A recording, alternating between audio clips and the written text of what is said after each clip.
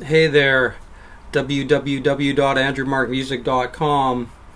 Riffvlog on considering worldviews you or one wouldn't necessarily believe in, and why it's possibly a good idea to do such a thing. So I'll try and unpack this. I'll start by saying, first of all, I identify as a Christian Gnostic.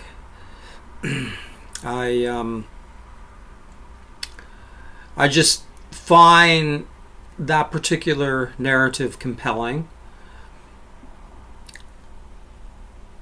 There's aspects of the creation story that, from a modern perspective, I don't really believe in or consider possible, but I do think and consider aspects of it as far as the archons and the gray aliens and the reptilians and what they are and their influence here as being an explanation for why humanity is in the situation that we're in here. But that's not really what this video is about, but I just wanted to lay that out there so you have a sense of who I am.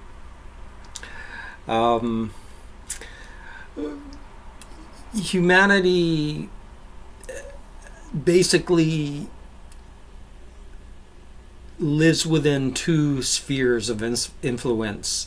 The idealist, Platonic inheritance, and the materialist, scientific, Aristotelian inheritance, forever at each other's throats. I don't want to take away from what we do know as a civilization within modernity and the quite remarkable civilization and technology that's come out of that. What I find is that if I can consider and weigh carefully something that I don't necessarily believe in, it does a number of things. For one, it just helps me understand somebody else's perspective and what their worldview is, and I can mirror that back to them. But I think it does more than that. If you practice this over a long period of time, I think ultimately it somehow shifts you into a mode of consciousness that creates uncertainty. And I think along with that uncertainty comes an epistemological humility. It prevents one from being trapped in dogmatism and asserting things definitively, unjustifiably so. So this is what I consider to be the primary benefits of actually taking the time to consider multiple perspectives. It doesn't mean you have to believe everything, but as a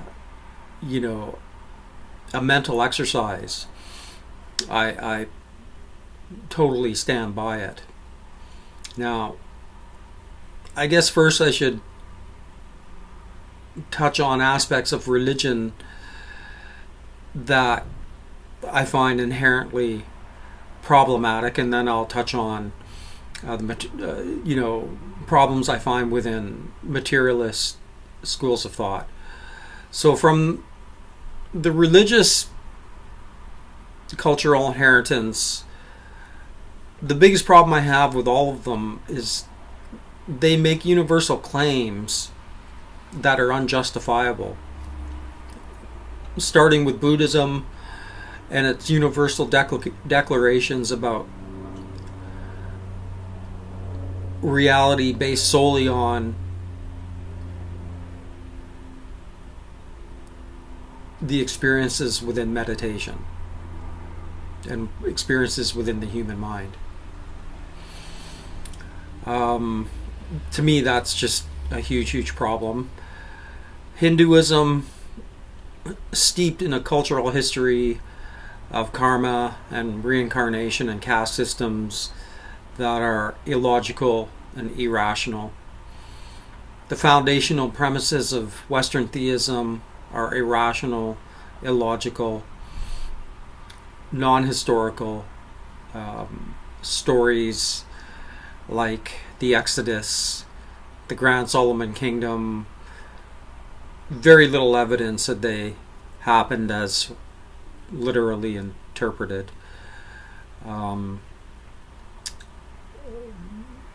Dividing children to make a point that's caused untold horrors for millennia.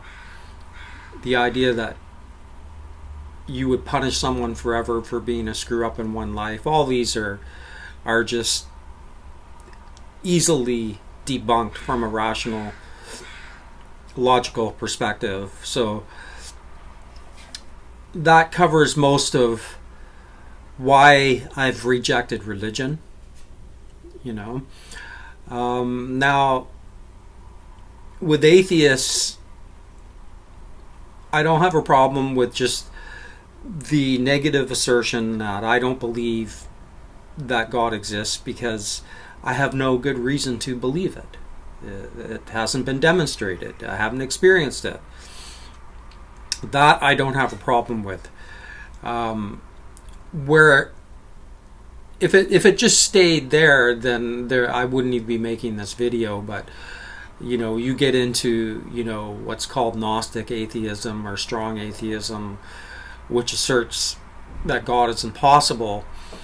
And at that point, I've got to make this video because surely even an atheist could use their imagination and create a scenario where it's possible for God to exist. Now, I'm not saying that if one did that, it would mean that version of God exists. I'm just saying that it's possible to create a thought experiment where you could come up with some new idea about how God could exist. Which means that the strong atheist claim is unjustifiable.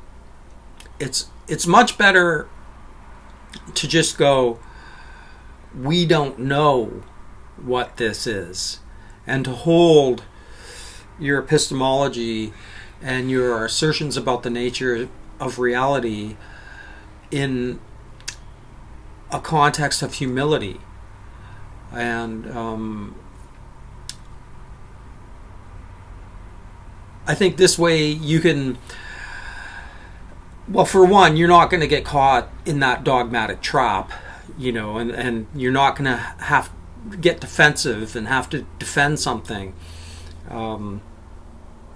You won't live within cognitive dissonance because you're able to take multiple perspectives and weigh them out, engage them. It doesn't mean you have to believe all these multiple things. It's just a thought experiment.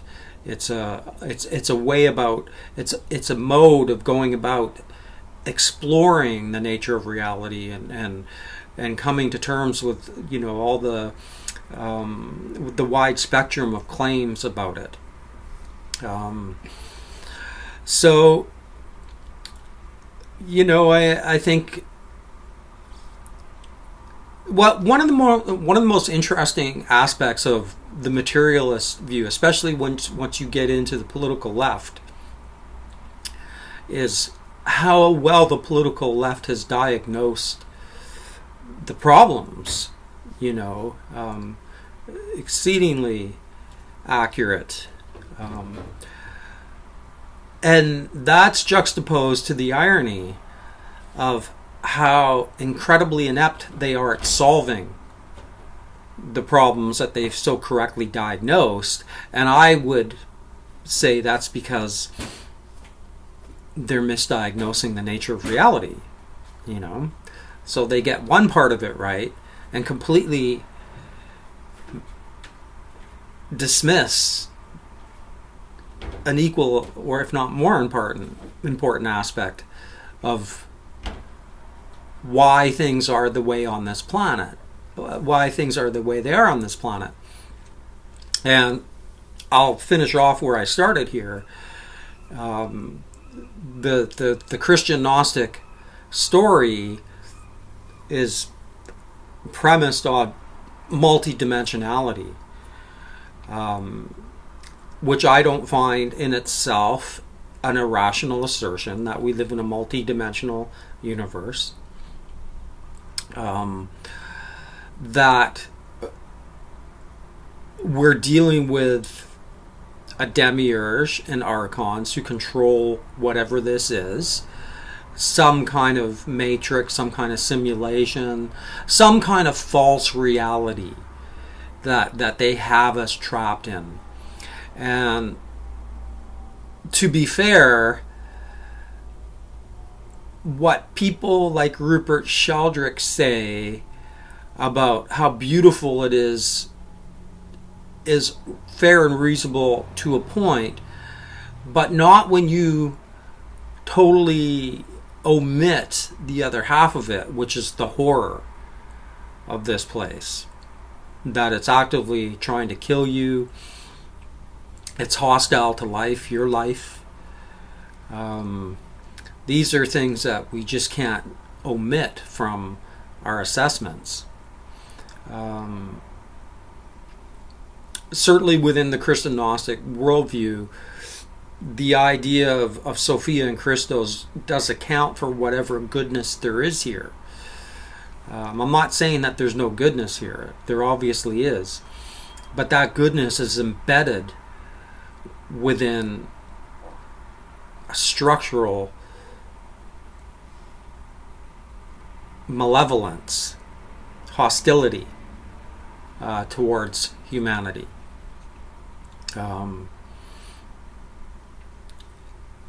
Now,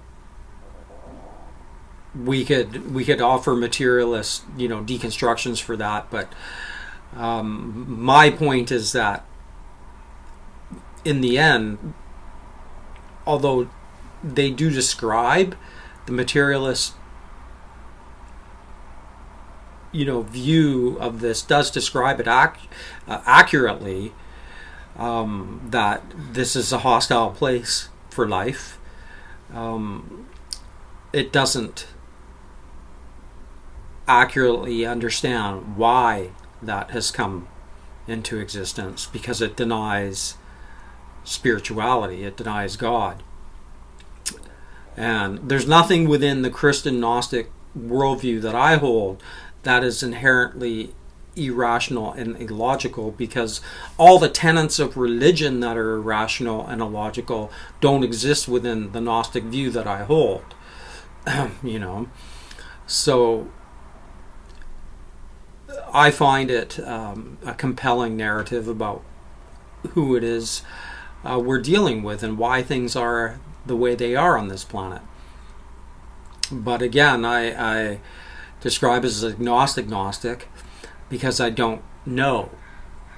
I don't know for sure about what's going on. It's what I'm saying here is it's speculative within the parameters of logic and reason, as long as one could consider that possibility. If one just wants to dismiss it outright just for the sake of dismissing it, then I don't feel that that's an honest deconstruction of reality.